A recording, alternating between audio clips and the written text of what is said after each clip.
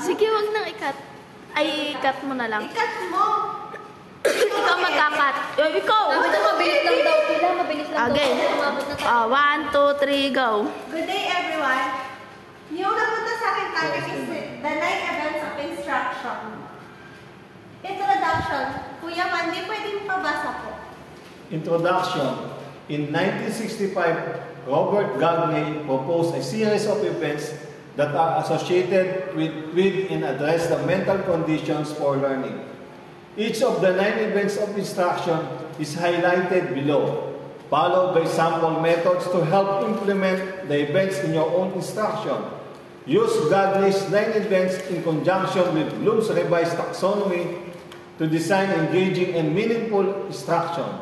Thank you po, Kuya Mandy. Si Robert Gagne ay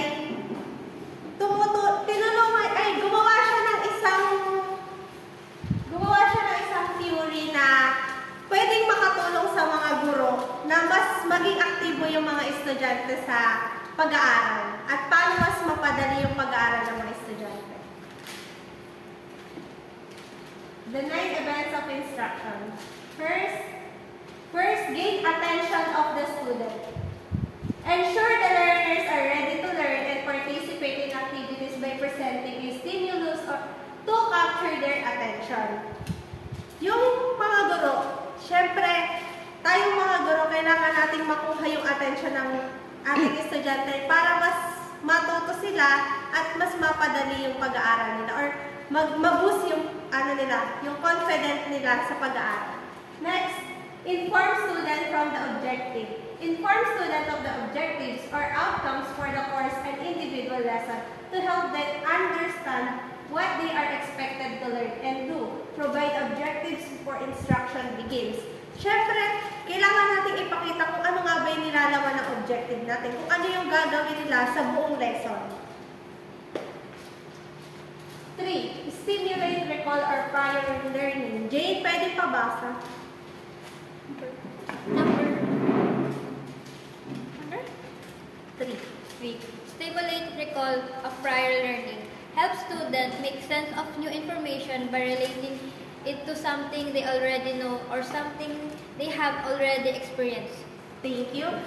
Siyempre, kapag may bago tayong nalalaman, kailangan natin yung i-connect sa dati ng alam ng mga estudyante natin para nare-recall nila or nabibigyan sila ng idea kung ano yung susunod na lesson. Number 4, present the content. Use strategies to present and cue lesson content to provide more effective instruction.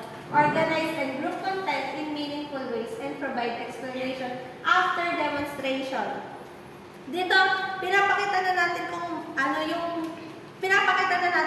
nilalaman ng lesson. And pwede rin natin i-organize or hati-hatiin yung lesson or yung content ng lesson natin para mas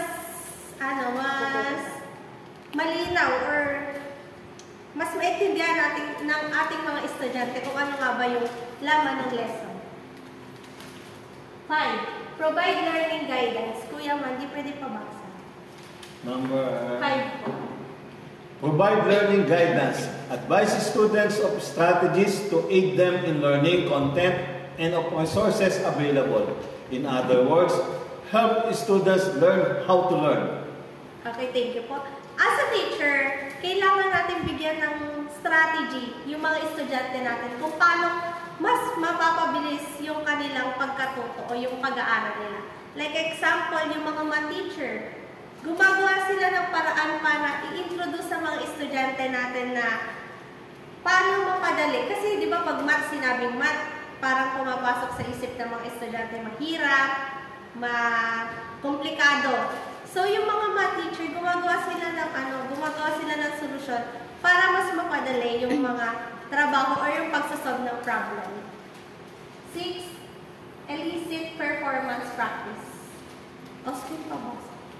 Elicit performance practice. Have students apply what they have learned to reinforce new skills and knowledge and to confirm correct understanding of course concepts. Okay, thank you. Si teacher nagbibigay siya ng materials.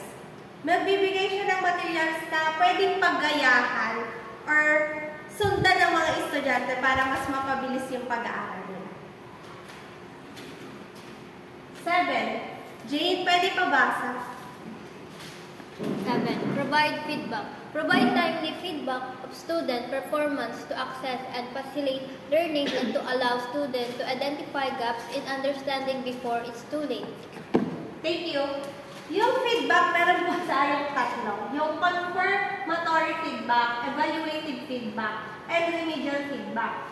Sa confirmatory feedback po is ini-inform mo yung estudyante kung ano yung mga dapat nilang gawin at tapusin. And then sa evaluative feedback naman po, kung ano yung ginawa ng estudyante, yung parang hindi mo na kailangan ng guidance ni teacher na alam na ni estudyante kung ano yung gagawin. Then next, yung remedial feedback, direct student to find the correct answer but does not provide the correct answer. Kailangan si student mismo yung hahanap ng tamang sagot na hindi siya ibinibigay ni teacher.